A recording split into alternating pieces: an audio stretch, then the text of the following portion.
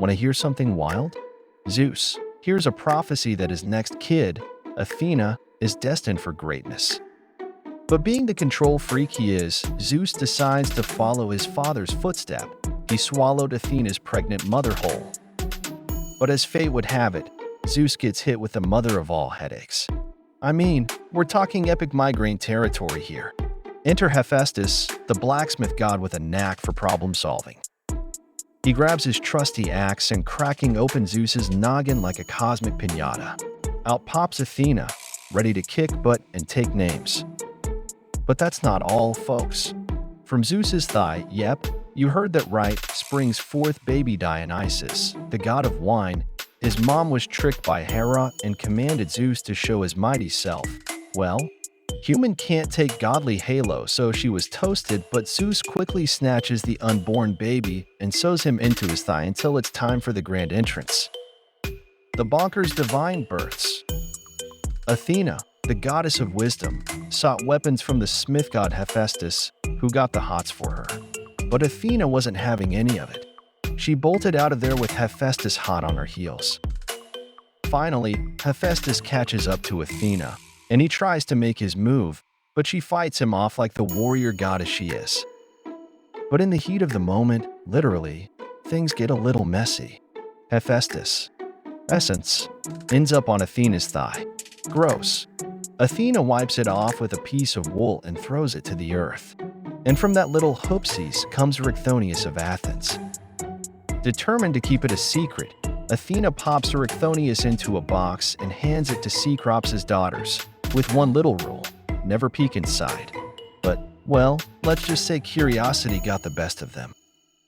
They open the box, a snake cuddling up to a baby. The screams, the panic, and the leap off the Acropolis. The Bonkers divine births. Do you know how the most beautiful woman in the world was born? Yes, I mean Helen of Troy. She hatched from an egg. How? You ask. Well, let me tell you the exciting tale. Leda, the queen of Sparta, going about her day when suddenly Zeus swoops in, but as a majestic swan. Now, Leda, being the curious queen she is, doesn't exactly shoo away this unexpected visitor. Instead, she finds herself in quite the feathery fling with Zeus. But here's where it gets even more extravagant. Leda lays an egg. Yes, you heard that right, an egg. And from that egg emerges none other than the breathtakingly beautiful Helen herself. Now, imagine the gossip in the divine realm.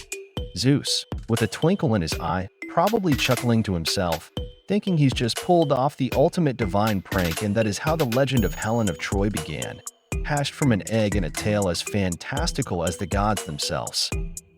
The Bonkers divine births. Ever heard the wild tale of how Aphrodite, the goddess of love and beauty, came into existence?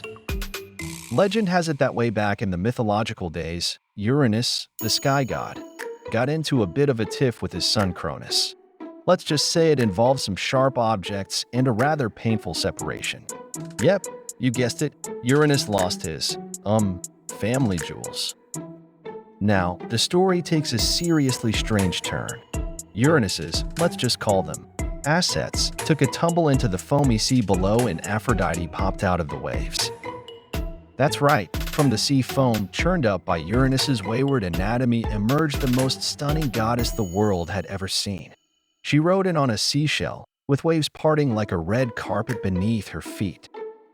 And that is the jaw-dropping tale of how Aphrodite came to be, the goddess born from the foam of the sea, and the unexpected aftermath of a family feud. The wonders of Greek mythology never fail to amaze. The Bonkers divine births. King Ixion, son of Ares, marries Dioneus' daughter.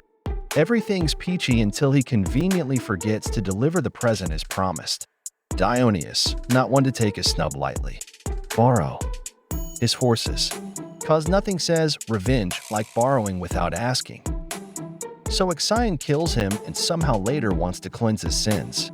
Zeus takes pity on Ixion and invites him up to Olympus. Well, he gets smitten with Hera. Zeus decides to test Ixion's loyalty by creating a cloud version of Hera. And Ixion, bless his clueless heart, falls for it. Next thing you know, we've got a cloud baby on the way. Yeah, I know, don't ask me how that works. Zeus punishes Ixion by turning him into a giant flaming wheel. And the cloud baby? Well, it grows up to be Centaurus, who's got a thing for horses. And from that unholy union comes the legendary centaur.